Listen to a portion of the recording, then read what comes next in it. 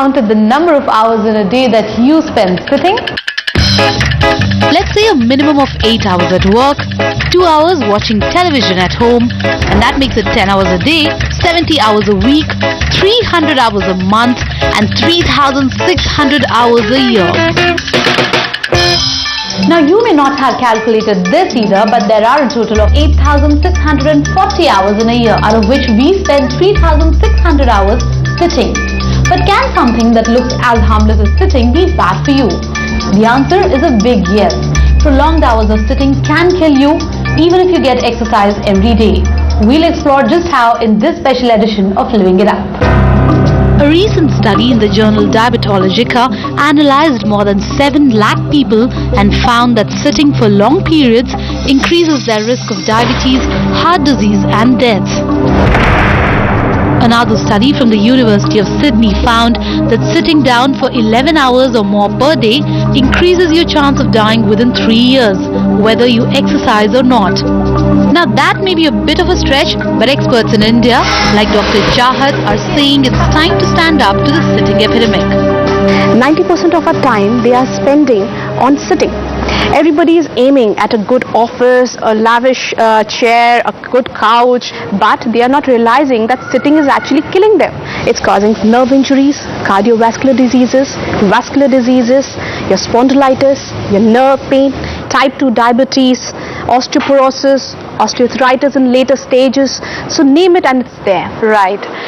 So here's what would happen to my body if I spend most of my time sitting. Right after I sit down, the electrical activity in my muscles slows down and my calorie burning rate drops to 1 calorie per minute.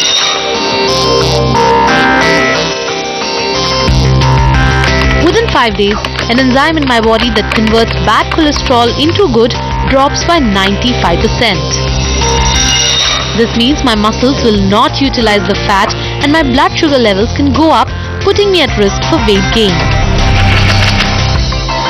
After just 2 weeks, my muscles will weaken. This makes stairs harder to climb and walks harder to take. Even if I were working out every day, the deterioration starts the second I stop moving.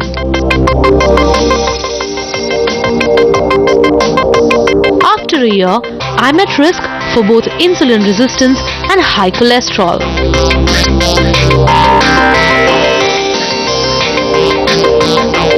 Sitting for over 6 hours a day for a decade or two can cut away about 7 quality life years. It increases the overall risk of prostate and breast cancer by 30% and the risk of dying of heart disease by 64%.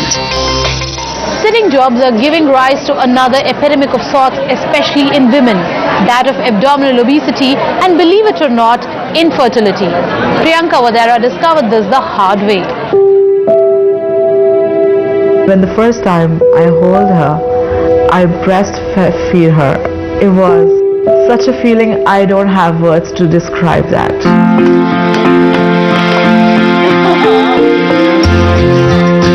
Now my life is all surrounded with her, running after her. I think she is nature's liposuction. The first time when she called me Mama, that was so beautiful. But this joy wasn't easy to come by.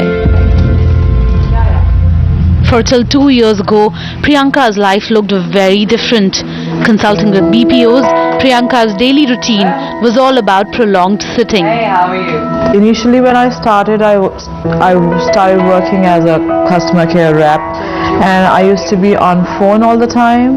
You need to make the whole payment, or is it a part? 9 years was totally dedicated to a chair, a phone and a laptop. I was literally famous for the junk food in my drawers. My entire desk used to be full of chips, cold drinks and whatnot. 9 years of a sitting job and bad eating habits, and Priyanka ended up being 15 kilos overweight and with a host of health problems. I could not move, I was so fatigued, my knees started paining in such a small age, I got spondylitis and I got cervical and I got migraine because of it. But the reality didn't hit home until 4 years ago when Priyanka got married and found that she could not conceive. Her weight gain, especially around the waistline, had led to polycystic ovarian syndrome, a major cause of infertility among young women these days. Approximately 20 to 30% of the young Indian women are suffering from PCOS. Sedentary habits and a lot of food intake which has preservatives in them. So all these are lifestyle changes which are contributing. It has a huge impact on the entire future generation because more and more of them are finding it difficult to conceive and huge fertility issues. And most importantly, all PCOS, if left untreated, have a higher chance of becoming a diabetic when they turn 40. My doctors prescribed me a lot of medicines, but she was very precise that lot of exercise and inch loss was the only solution for me conceiving. In PCOS, polycystic, so you're making many cysts in the ovary, and most of these cysts are formed as a result of increased fat cells in the body. If you exercise, you burn these fat cells, you decrease the number of cysts in the ovary, you correct your PCOS. Priyanka had to quit the chair and adopt an active routine. And one fine day I got to know that because of my good routine, my daily routine, I conceived. I have literally learned it hard way that prolonged sitting is absolutely no-no. Hi. You will not realize it right there and then when you are sitting on that chair and minting money, but at the later stage, the way I repent,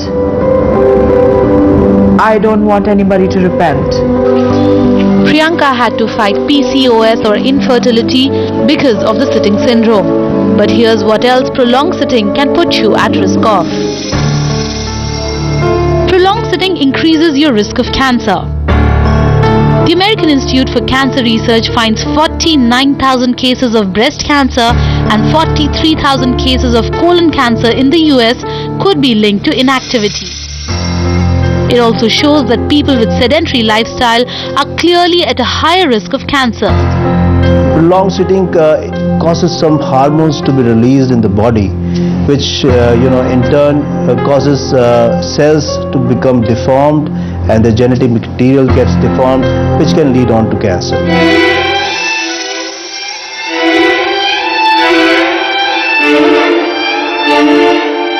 Prolonged sitting promotes osteoporosis, especially in women. That is because prolonged sitting promotes demineralization of bones. In simple words, you may be taking calcium supplements and rest your worries about your bone health, but if you sit for prolonged hours, the calcium goes away from your bones, and that in the long run could lead to osteoporosis, making it fracture prone. Remember, 1 in 3 urban Indian postmenopausal women have osteoporosis. Bone is actually a living tissue which is undergoing remodeling. When we exercise regularly, we are actually stimulating the bone remodeling cycles by stimulating various hormones that work at that level. And therefore what happens is that we increase bone formation more than we increase bone loss. So we end up in a positive balance in our bones, and that's why bones actually become healthier with exercise. Prolonged sitting promotes back pain and joint pain. When you sit for prolonged hours, you will find that your back is automatically slouching after some time. This many a times causes compression of nerves in any of your spinal joint, causing back pain, even slip disc at times. If your eyes are not in level with your computer screen, your neck is usually bent, which may lead to spondylitis in the longer run. Constant typing in this position often leads to carpal tunnel syndrome, and bent legs at the knees discourage proper blood flow through the veins of your legs and could lead to deep vein thrombosis in the long run. And in men, prolonged sitting with no incidental exercises is leading to serious heart problems. Hi, I am Sandeep, and this is my throne. And I am a victim of sitting syndrome. Sandeep Kanotra has been a successful restaurateur for the past 20 years. But contrary to what you may think, he spends most of his time at People think that my job involves eating away to glory. Well, that is a part of my job, but more than 10 hours I spend glued to my laptop. I do a lot of planning for my restaurants, I do a lot of designing for my restaurants, and that involves a lot of sitting in the office and working from the office. But despite the sedentary, stressful lifestyle, Sandeep still loved it all. Until his first heart attack at the age of 40. The doctors found he had 100% blocked artery. Almost a miracle save, he went through angioplasty and survived. That period was very, very traumatic and painful. And when Sandeep saw my plight actually, then he decided that he has to take care of himself, because he has to take care because of us. I had to change my lifestyle after that. I did a U-turn. I changed my eating habits. I didn't eat out anymore. I had home cooked food. I started going for evening walks. But despite that, the next year, Sandeep had another heart attack. This time, the doctors found another artery that was blocked up to 80%, which was ignored the first time. A second angioplasty and 2 stents followed. I got a real shock, and I asked my doctor. I said, I'm doing everything which is perfect, which is what you told me, and how could this happen to me again? And he said, dude, you didn't listen to me when I told you have to leave your chair. The missing culprit was Sandeep's sitting hours. That's right, the 8 to 10 hours spent in a sitting position, mostly working on his laptop, were slowly killing him. When you're sedentary for a very long period of time, your heart is at its lowest activity level. Since the body muscles and legs and arms are not moving, so the return of impure blood from the remaining part of the body is also reduced. So there is stagnation of impure blood, low oxygen level in the remaining muscles of the body, leading to decreased functioning of most of the vital organs. Research says that those who work out on treadmill for 30 minutes or exercise physically are only active for 3% of the day. Half an hour of gymming burns only about 200 to 400 calories depending on the exercises. What is the solution, you will ask? My job needs me to be at my desk on a chair? The answer is incidental exercises like getting up for a cup of coffee, walking while you talk on the phone, or taking the stairs, or parking your car farther away in the parking lot. This way you keep up your metabolism rate high and burn nearly 1,000 calories without even realizing it. I now tell my friends that it's okay to work for the chair, but it's much more important to work off the chair.